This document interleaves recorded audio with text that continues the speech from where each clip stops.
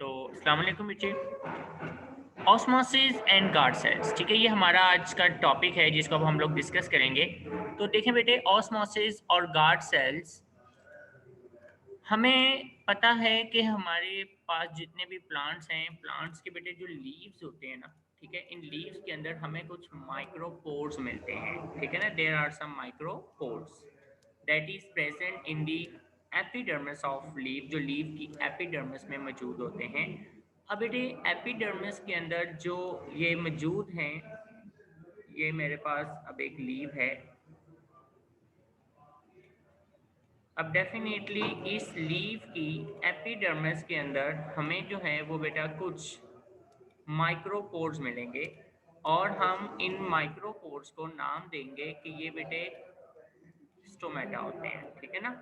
तो अगर हम इसका थोड़ा सा पोर्शन निकाल कर यहाँ से अगर हम देखें तो बेटे इस पोर्शन के अंदर हमें पता चलता है कि इसमें हमें बहुत ज़्यादा छोटे छोटे जो है ना वो पोर्स मिलेंगे, ठीक है बेटे। ये मैं इसकी डायग्राम ड्रॉ कर रहा हूँ, साथ साथ आपको एक्सप्लेन कर देता हूँ। तो डेफिनेटली ये हमारे पास बेटे जी अब एक लीफ की एपिडर्मिस सेल्स हैं, ठीक है। और इस लीफ की एपिडर्मिस सेल्स के अंदर हमें जो है वो क्या मिलेंगे, छोटे छोटे पोर्स मिलेंगे, ठीक है बेटे। ये हमारे पास सारी इसकी आउटर लेयर आ गई।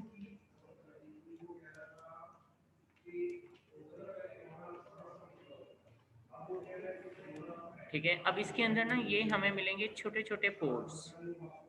ये ये जो मैं यहाँ पे छोटे छोटे पोर्स बना रहा हूँ, ये बेटा ये जो पोर्स है ना ये बेसिकली स्टोमेटा है, ठीक है। अगर हम इन्हें भरा करके देखेंगे तो बेटे इसके अंदर भी हमें दो हिस्से नजर आएंगे, ठीक है। अगर हम इसको बाहर जूम करके देखें तो ये ना हमें कुछ स्ट्रक्चर कुछ इस तरह से नजर आएगा।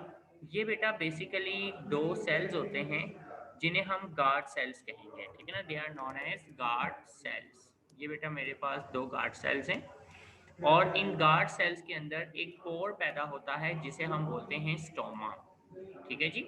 Now there is a micropore that is called stoma. और बेटे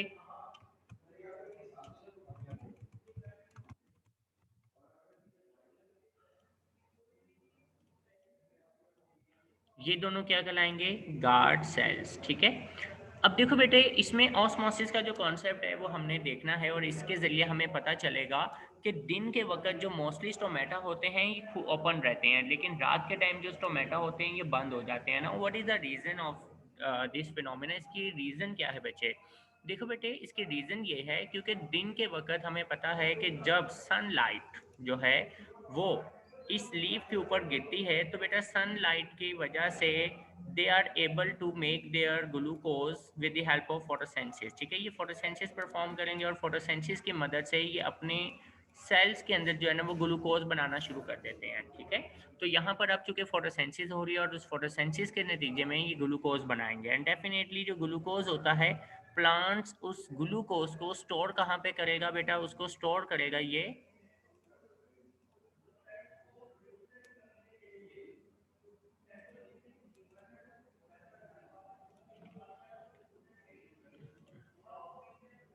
तो ये इसे स्टोर करता है इस गार्ड सेल्स के अंदर। अब जैसे जैसे ग्लूकोज बनेगा इन गार्ड सेल्स में स्टोर होगा, डेफिनेटली गार्ड सेल्स के अंदर ये जो ग्लूकोज है they act like a solute, ये सल्यूट का काम करेंगे, ठीक है। अब ग्लूकोज के इन गार्ड सेल्स में आने की वजह से इसका बेनिफिट ये होता है कि बेटा जो गार्ड सेल्स का सोल्यूशन होगा ना, इट बिकम मोर हाइपरटोनिक, ठीक है ना। ये एक तरह से हाइपरटोनिक होना शुरू हो जाएगा, ठीक है। इट बिकम हाइपरटोनिक, ये हाइपरटोनिक होना शुरू हो जाता है। अब जैसे जैसे इसका जो सोल्यूशन है वो हाइपरटोनिक होगा, हाइपरटोनिक होने की वजह से हाइपरटोनिक होने की वजह से जो बेटा वाटर मॉलिक्यूल्स हैं, डेफिनेटली हमने पढ़ा था वाटर बैलेंस प्रॉब्लम्स के अंदर कि जो वाटर मॉलिक्यूल्स हैं वो बेटा मूव करेंगे उस एरिया की तरफ जहां पर सल्यूट कंसंट्रेशन जो है ना वो डेफिनेटली ज़्यादा होगी, ठीक है।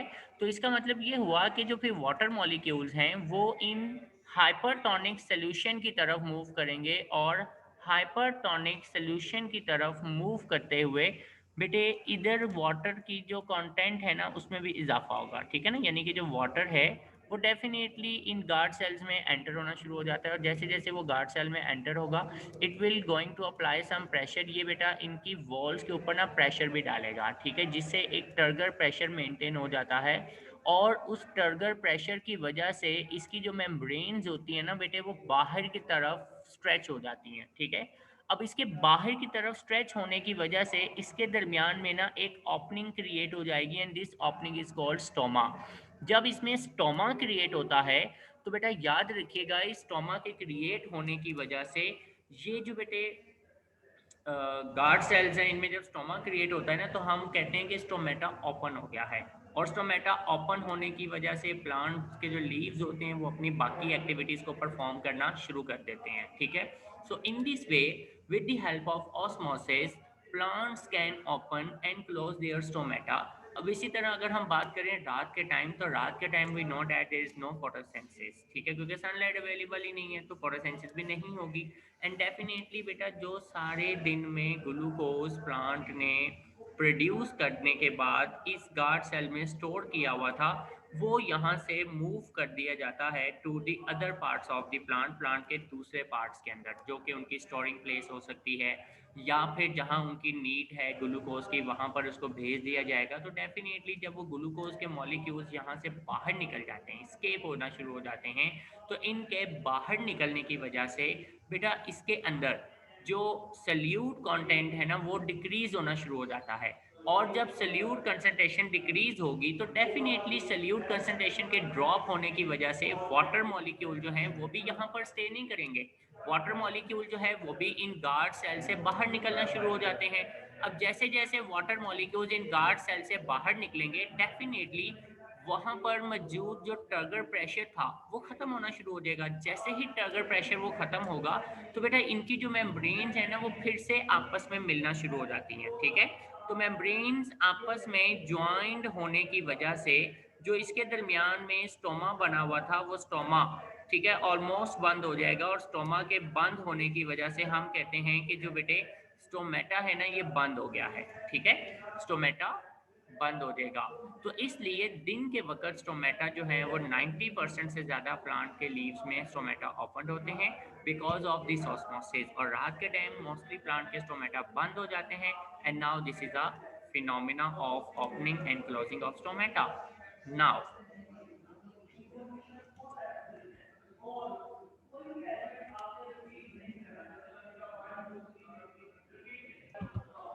ओके बेटे, अब हम इसको जरा रीड करते हैं बुक के ऊपर, ठीक है। तो ऑस्मोसिस एंड गार्ड सेल्स, जी हमारा आज का जो टॉपिक था वो कहता है कि stomata opening in the leaf epidermis are surrounded by guard cells, ठीक है। जो बेटा स्टोमेटा होते हैं एक लीफ के अंदर एक ओपनिंग होती है, वो गार्ड सेल जो है ना उसको सराउंड करते हैं, वो गार्ड सेल से जो है ना वो बना होता है, ठीक है। जैसे अभी मैंने यहाँ पे ड्रॉ भी करके दिखाया आपको कि ये आपके पास जो है वो बेटा लीफ की एपिडर्मिस लेयर है, और इसके अंदर बेटा ये आपको क्या मिलेंगे छोटे छोटे सेल्स जिन्हें हम स्टोमेटा कह रहे हैं, ठीक है। और स्टोमेटा के ये जो दो साइड्स पे आप सेल्स देख रहे हो ये दोनों सेल्स क्या कहलाएंगे, गार्ड सेल्स, ये गार्ड सेल्स हैं बेटे, ठीक है। तो ये उसने आपकी बुक के ऊपर वर्डिंग में कहा है। वो कहते हैं during the day time guard cells making glucose and so are hypertonic have a higher concentration of glucose than their nearby epidermal cells, ठीक है।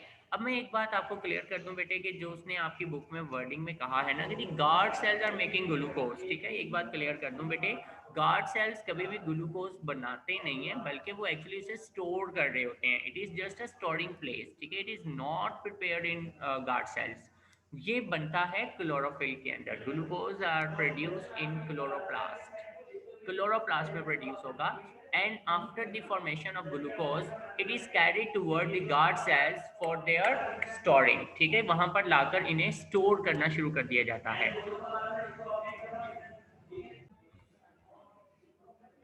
ओके, तो यही बात मैंने भी आपको यहाँ पे भी समझाई है बच्चे, ठीक है, कि जब दिन में ये ग्लूकोज प्रोड्यूस होता है तो ग्लूकोज के प्रोड्यूस होने के बाद इसको गार्ड सेल्स में लाकर यहाँ पर स्टोर करना शुरू कर दिया जाता है, जिसकी वजह से गार्ड सेल्स के अंदर जो सोल्यूशन होता है वो सल्यूट के ऐड होने की वजह से बहुत ज़्यादा हाइपरटोनिक होना शुरू हो जाएगा, ठीक है, इट बिकम मोर हाइपरटोनिक। जितना ज़्यादा हाइपरटोनिक होगा डेफिनेटली हमने ऑस्मोसिस की डेफिनेशन में यही पढ़ा था, the water molecules move the area from the less solute concentration to the area of higher solute concentration। चूंकि अब गार्ड सेल में solute concentration हाई हो गई है, जिसकी वजह से वाटर मॉलिक्यूल जो है वो इन गार्ड सेल्स में डिफ्यूज करेंगे, और वाटर मॉलिक्यूल्स के इन गार्ड सेल्स में आने की वजह से वाटर एक प्रेशर बनाना शुरू कर देता है इस गार्ड सेल्स के अंदर, जिसे हम टर्गर प्रेशर का नाम देंगे। उस टर्गर प्रेशर की वजह से इसकी जो वॉल्स है बेटे, ये बाहर की तरफ स्ट्रेच हो जाएंगी और इसमें एक ओपनिंग क्रिएट हो जाती है, और इस ओपनिंग को हम नाम देते हैं स्टोमा। ठीक है, और जब ये स्टोमा क्रिएट होगा तो डेफिनेटली फिर हम इसे क्या बोलेंगे कि स्टोमेटा ओपन है। तो अब वो यही कहता है कि water enters them from the other cells and they swell in this form, they assume a rigid bowed shape. ठीक है, रिजिड मतलब हार्ड। ये जो आप इसकी शेप देख रहे हो बेटे, ये इसकी रिजिड बॉड शेप है। यहाँ पे अगर आप देखें तो ऑलमोस्ट गार्ड सेल जो है ना, मैं यहाँ पे दोबारा इसको ड्रॉ करके समझा देता हूँ कि ये ऑलमोस्ट ऐसे हैं अभी।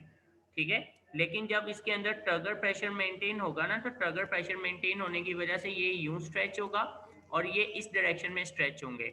इनके स्ट्रेच होने की वजह से ये जो है ना थोड़ा सा बाहर की तरफ यूं बेंड हो जाएगा। ठीक है, और इसमें भी एक यूं ओपनिंग बन जाएगी, ये भी थोड़ा सा बाहर की तरफ स्ट्रेच हो जाएगा।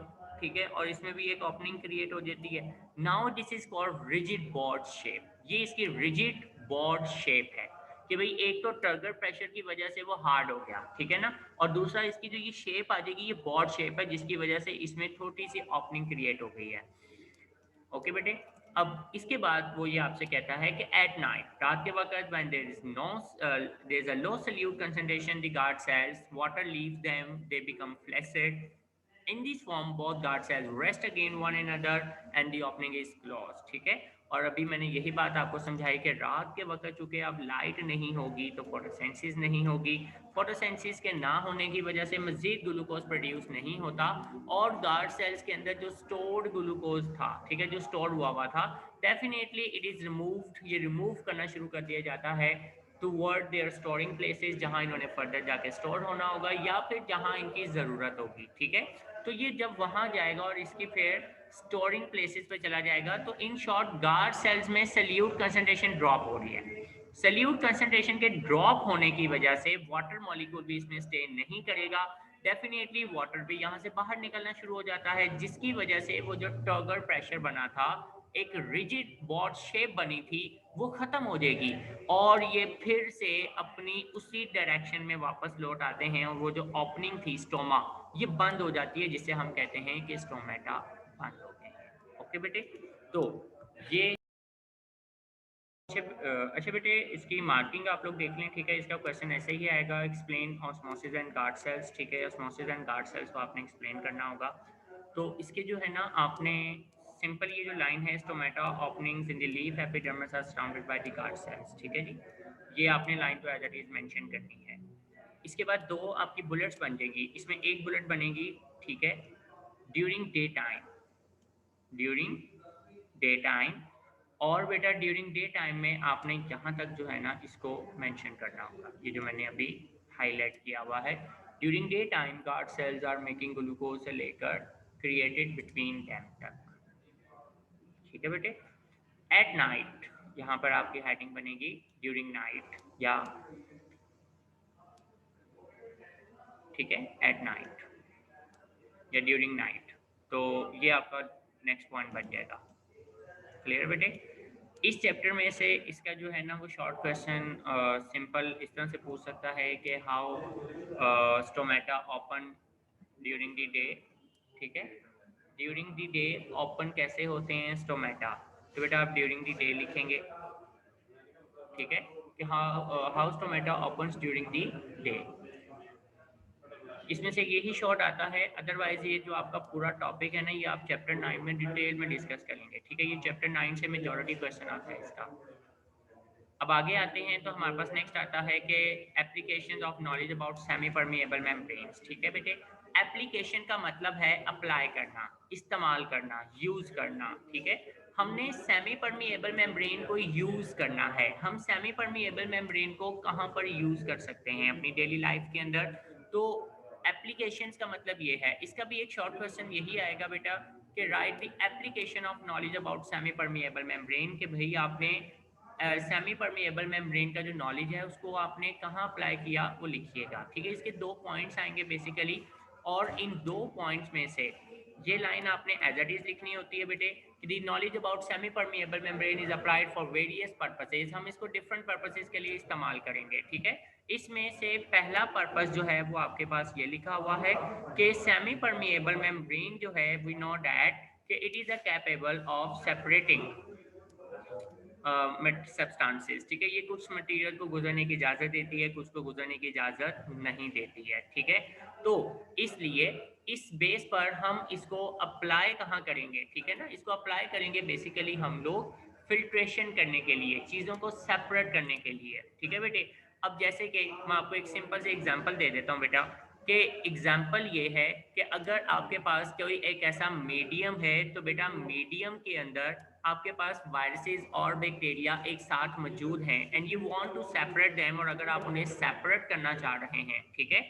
जैसे फॉर एग्जांपल कि ये मेरे पास ना एक मीडियम है और इस मीडियम के अंदर मेरे पास वायरसेस और बैक्टीरिया दोनों ही मौजूद हैं और मुझे इन दोनों को सेपरेट करना होगा, ठीक है बेटे। यानी कि आई वांट टू सेपरेट, मैं इन्हें सेपरेट करना चाह रहा हूँ। अब सेपरेट करने की वजह से मुझे क्या करना होगा बेटे कि मैं सेमी परमिएबल मेम्ब्रेन इसके दरमियान में लगा दूंगा। अब वायरसेस साइज में इतने छोटे होते हैं कि वो इजीली जो है ना वो बेटा इस सेमी परमिएबल मेम्ब्रेन को क्रॉस करके दूसरी तरफ आ सकते हैं, लेकिन जो बैक्टीरिया होंगे ना बेटा, बैक्टीरिया को सेमी परमिएबल मेम्ब्रेन कभी भी अलाउ नहीं करेगी। So we can easily separate bacteria and viruses with the help of semi permeable membrane, ठीक है बेटा। कि हम इस बैक्टीरिया और वायरसेस को इजीली सेपरेट कर सकते हैं from one another with the help of semi permeable membrane. This is the first use of semi permeable membrane, ठीक है, कि हम वायरसेस और बैक्टीरिया को इस्तेमाल करेंगे। दूसरी तरफ बेटे अगर हमें वाटर फिल्ट्रेशन जो है, जो वाटर फिल्टर टेक्नोलॉजी है, इसके अंदर भी ना हम लोग यही सेमी परमिएबल मेम्ब्रेन को इस्तेमाल कर रहे होते हैं, जिसकी वजह से होता यह है कि हमने जो वाटर होते हैं उसमें जो सल्यूट पार्टिकल्स होते हैं ना, उनको बेटा हमने सेपरेट करना होता है, ठीक है बेटे। यानी कि जो वाटर फिल्ट्रेशन टेक्नोलॉजीज हैं, इसके अंदर होता ये बेटा कि ये मेरे पास जो है ना, आपने देखा होगा घरों के अंदर के जो वाटर टेक्नोलॉजी फिल्ट्रेशन प्लांट लगे होते हैं, ठीक है। तो वाटर फिल्ट्रेशन टेक्नोलॉजी के अंदर ना एक मेम्ब्रेन्स लगा दी जाती हैं अंदर, जो कि सेमी परमिएबल मेम्ब्रेन का रोल प्ले करती हैं। अब उसका फ़ायदा क्या होता है? उसका फ़ायदा ये होता है कि ये वाटर में से जो बेटा सल्यूट पार्टिकल्स होते हैं ना, ये उन्हें ईज़िली रिमूव कर सकती है, ठीक है। अब वो कैसे रिमूव करेगी? वी नो दैट कि सेमी परमिएबल मेम्ब्रेन जो है वो सल्यूट को गुजरने की इजाज़त नहीं देती है, जबकि वाटर मॉलिक्यूल जो है वो ईज़िली गुजर सकते हैं। इसलिए इन सेमी परमिएबल मेम्ब्रेन्स की मदद से आप सल्यूट और वाटर मॉलिक्यूल जो हैं उन्हें भी सेपरेट कर सकते हो। You can filter the incoming water, आप उसको इजीली फिल्टर कर सकते हैं। So there is a two uses of application of knowledge about semi permeable membrane, ठीक है जी। इसमें ये लाइन एक पहला पॉइंट ये बनेगा कि artificial synthesized semi permeable membrane are used to the separation of bacteria from viruses, bacteria can not cross the semi permeable membrane. और सेकंड ये बनेगा in advance water treatment technologies membrane based filtration system are used. In this process semi permeable membrane separate salts from the water, ठीक है। तो ये salts और water को separate करते हैं ताकि जो पानी हम इस्तेमाल कर रहे हैं उसमें के हार्मफुल सल्यूट्स ना हो। तो these are the two uses of semi permeable membrane। अगर ये आपको शॉर्ट क्वेश्चन में आता है तो ये टू लाइंस आप सेम हेडिंग में लिखेंगे, application of knowledge about semi permeable membrane. Now यहाँ से आप दो बुलेट्स बनाएंगे बेटे कि एक बुलेट में आप ये वाला पॉइंट लिखेंगे और सेकंड बुलेट के अंदर आपने ये वाला पॉइंट लिखना होगा, ठीक है। ओके बेटे, बोर्ड के अंदर ये क्वेश्चन आ चुका हुआ है कि right the applications of knowledge about semi permeable membrane, ये शॉर्ट क्वेश्चन में आया हुआ है। इसके अलावा एमसीक्यूज के अंदर इसको कैसे पूछा गया हुआ है? एमसीक्यूज के अंदर आपसे पूछा हुआ है कि which of the following can not cross the semi permeable membrane. इसमें आपको ऑप्शंस में वायरसेस भी दे सकता है, आपको ऑप्शंस के अंदर बैक्टीरिया दे सकता है, ठीक है। इसके अलावा आपको कोई भी और फर्दर ऑप्शन दे सकता है आपको कंफ्यूज करने के लिए। तो इसमें राइट ऑप्शन जो है वो बैक्टीरिया की होगी। वायरसेस इजीली कैन पास या cross through semi permeable membrane, लेकिन बैक्टीरिया इसमें से नहीं गुजर पाते हैं। ओके बेटे, तो